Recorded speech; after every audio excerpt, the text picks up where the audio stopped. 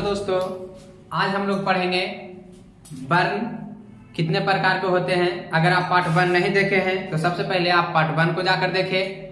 अगर आप मेरे चैनल पे नए हैं तो चैनल को सब्सक्राइब करें और साथ ही में बेल आइकन बटन को भी दबा दें ताकि वीडियो का नोटिफिकेशन सबसे पहले आप तक पहुंचे।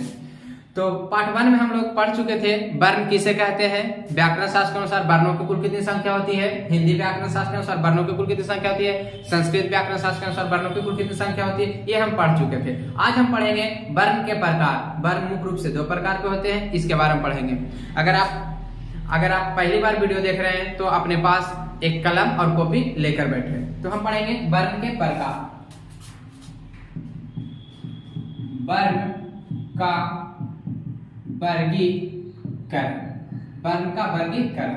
तो वर्ण को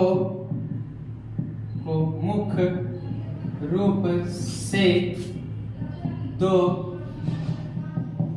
भागों में बांटा गया है। कितने भागों में? 2 भागों में बांटा गया है। पहला हो जाता है मेरा स्वर वर्ण और दूसरा हो जाता है व्यंजन वर्ण। स्वर वर्ण और व्यंजन वर्ण। तो पहला स्वर वर्ण और व्यंजन वर्ण। तो स्वर वर्ण किसे कहते हैं, व्यंजन वर्ण किसे कहते हैं। तो स्वर वर्ण पहले पढ़ेंगे, फिर हम पढ़ेंगे व्यंजन वर्ण। तो यहाँ स्वर वर्ण को भी 2 भाग में बांटा गया है। स्वर वर्ण को कितने भाग में? 2 भाग में बांटा गया है। और व्यंजन वर्ण को तीन व्यंजन वर्ण के 3 प्रकार होते हैं, स्वर वर्ण के 2 प्रकार होते हैं। तो सबसे पहले हम डिस्कस कर लेंगे स्वर वर्ण किसे कहते हैं।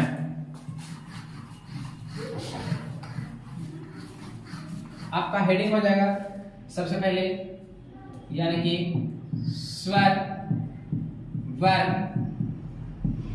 स्वर वर्ण किसे कहते हैं, ये हो जाएगा आपका। तो स्वर वर्ण किसे कहते हैं आप याद कर लीजिए, ध्यान से देखिएगा, याद कर लीजिएगा। स्वर से आप क्या याद कर लीजिए? स्वर तंत्र। परिभाषा बन गया। स्वर से आप याद कर लीजिए स्वर तंत्र, यानी कि स्वर वर्ण उस वर्ण को कहते हैं। स्वर वर्ण उस वर्ण को कहते हैं जिसका उच्चारण स्वतंत्र पूर्वक किया जाता हो। स्वर वर्ण उस वर्ण को कहते हैं जिसका उच्चारण स्वतंत्र पूर्वक किया जाता है, उसे हम स्वर वर्ण कहते हैं। उसे हम क्या कहते हैं? स्वर वर्ण कहते हैं। स्वर वर्ण की हिंदी में कुल संख्या 11, जबकि संस्कृत में स्वर वर्ण की कुल संख्या 13 होती है। हिंदी में 11, संस्कृत में 13 होती है। यानी कि स्वर वर्ण उस वर्ण को कहते हैं। स्वर वर्ण उस वर्ण को कहते हैं जिसका उच्चारण स्वतंत्र पूर्वक किया जाता हो। यानी जिसका उच्चारण स्वतंत्र पूर्वक किया जाता हो उसे हम स्वर वर्ण कहते हैं। अथवा में एक परिभाषा और भी लिख सकते हैं, जिसका उच्चारण करने में किसी दूसरे वर्ण की सहायता नहीं लेनी पड़ती हो उसे हम स्वर वर्ण कहते हैं। लिख लीजिए, अथवा जिसका उच्चारण करने में किसी दूसरे वर्ण की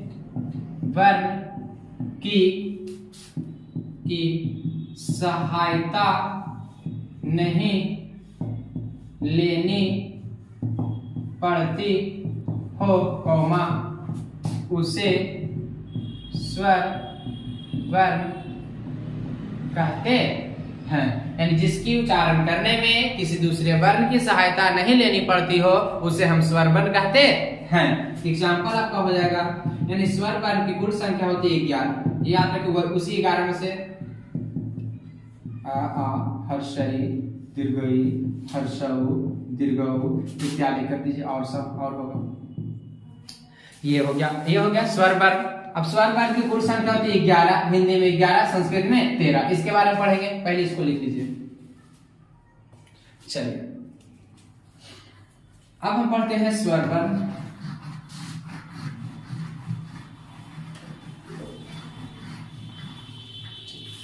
स्टार्ट हो जाएगा स्वर, स्वर ऐसे लिखिए। हिंदी, हिंदी, हिंदी में स्वर वर्ण की कुल संख्या 11 होते हैं। 11 होते हैं। कौन कौन 11 है देख लीजिए हिंदी में। तो आ हर्षई दीर्घई, दीर्घई हर्षऊ दीर्घऊ, री एकार ऐकार ओ औ। ये हो गया 11, यानी कि हिंदी में स्वर वर्ण की कुल संख्या 11 होती है। अगला हो जाएगा संस्कृत। संस्कृत में स्वर वर्ण की कुल संख्या 13 होते हैं। संस्कृत में स्वर वर्ण की कुल संख्या 13 होते हैं। तो हिंदी वाली पूरी तो हो जाएगी संस्कृत। तो आ हर्षई दीर्घई हर्षऊ दीर्घऊ, दीर्घऊ, री एकार ऐकार ओ और एक अ। ये हो गया 11। और 2 आपका बन जाएगा जो संस्कृत का है, लिरी एक ये वाला जो आप संस्कृत में देखने को मिलता है, ये 2। तो कुल हो जाएंगे मेरा कुल 11 प्लस 2 बराबर 13। यानी संस्कृत में स्वर वर्ण की कुल संख्या 13 होती है, हिंदी में स्वर वर्ण की कुल संख्या 11 होती है। चलिए अब पढ़ेंगे स्वर वर्ण का वर्गीकरण। स्वर वर्ण को मुख्य रूप से कितने वर्गों में बांटा गया है इसके बारे में पढ़ेंगे।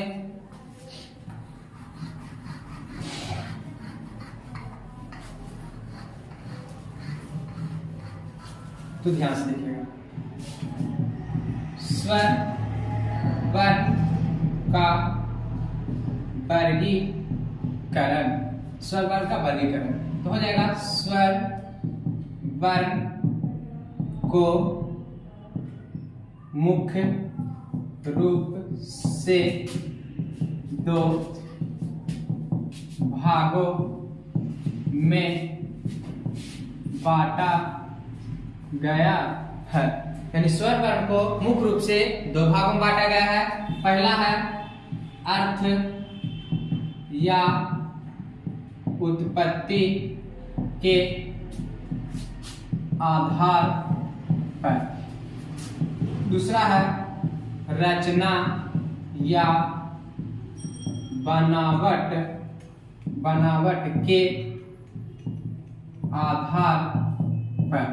तो अर्थ या उत्पत्ति के आधार पर, रचना या बनावट के आधार पर। तो अर्थ या उत्पत्ति के आधार पर स्वर वर्ण की 3 प्रकार होती है और रचना या बनावट के आधार पर स्वर वर्ण के 2 प्रकार होते हैं। तो पहले हम पढ़ेंगे अर्थ या उत्पत्ति के आधार पर, फिर बाद में पढ़ेंगे रचना या बनावट के आधार पर। चलिए इसको लिख लीजिए। चलिए देखिए आपका हेडिंग हो जाएगा, क्या हो जाएगा स्टार में अर्थ या उत्पत्ति के आधार पर स्वर वर्ण।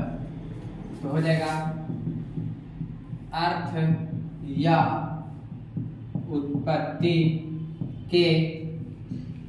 के आधार पर स्वर वर्ण को 3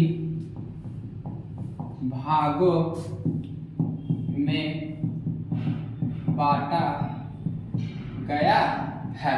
कितने भागों में? 3 भागों में। पहला हो जाएगा ह्रस्व स्वर, दूसरा हो जाएगा दीर्घ स्वर और 3 नंबर में हो जाएगा मेरा प्लुप्त स्वर।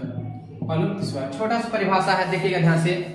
ह्रस्वर उस स्वर को कहते हैं, ह्रस्वर उस स्वर को कहते हैं जिसका उच्चारण करने में एक मात्रा का समय लगता हो। ह्रस्वर उस स्वर को कहते हैं जिसका उच्चारण करने में एक मात्रा का समय लगता हो, उसे हम ह्रस्वर कहते हैं।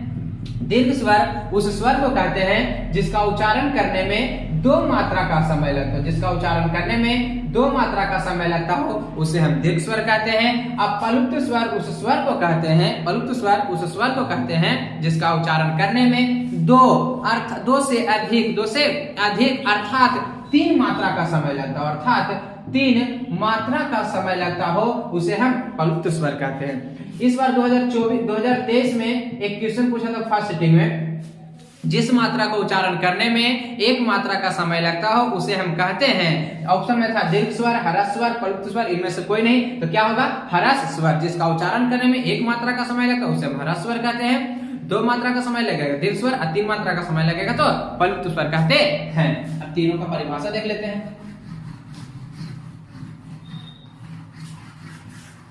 तो हो जाएगा मेरा एक नंबर में ह्रस्व स्वर किसे कहते हैं? तो देखिए ध्यान से, ह्रस्व स्वर उस स्वर को कहते हैं जिसका उच्चारण करने में एक मात्रा का समय लगता हो। जिसका उच्चारण करने में एक मात्रा का समय लगता है उसे हम ह्रस्व स्वर कहते हैं। जैसे एग्जाम्पल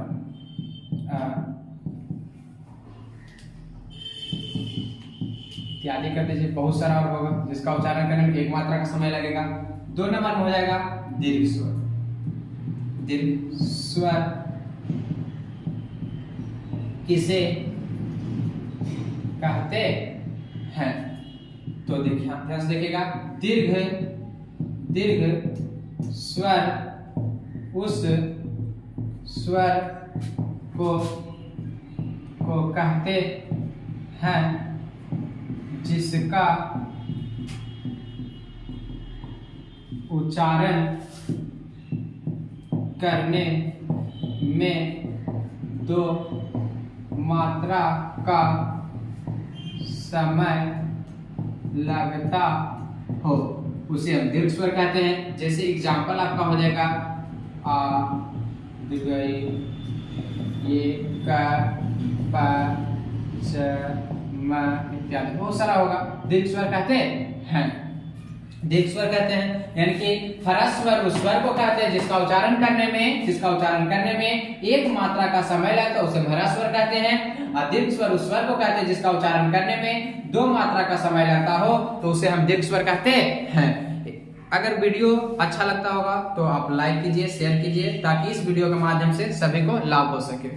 ठीक, देखिएगा अब हम पढ़ेंगे प्लुप्त स्वर। इसको आप लिख लीजिए।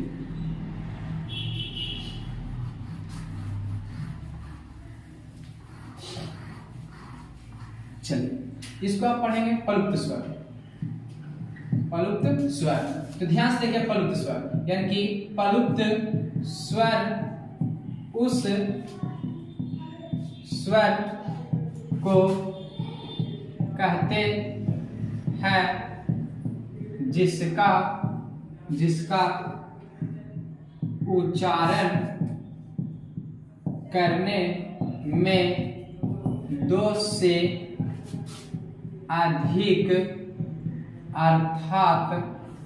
अर्थात तीन मात्रा का समय लगता हो। अर्थात कितने मात्रा का? तीन मात्रा का समय लगता हो तो उसे हम प्लुप्त स्वर कहते हैं। इसके अंतर्गत आने वाला उदाहरण जब भी होगा तो कोई वाक्य होगा, वर्ग तो कभी भी नहीं होगा। तो इसके अंतर्गत आने वाला प्रत्येक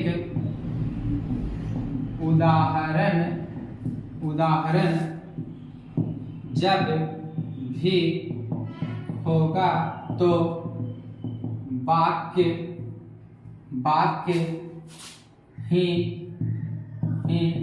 होगा, वर्ण तो कभी भी नहीं होगा, वर्ण तो कभी भी नहीं होगा। अब एग्जाम्पल देख लेते हैं।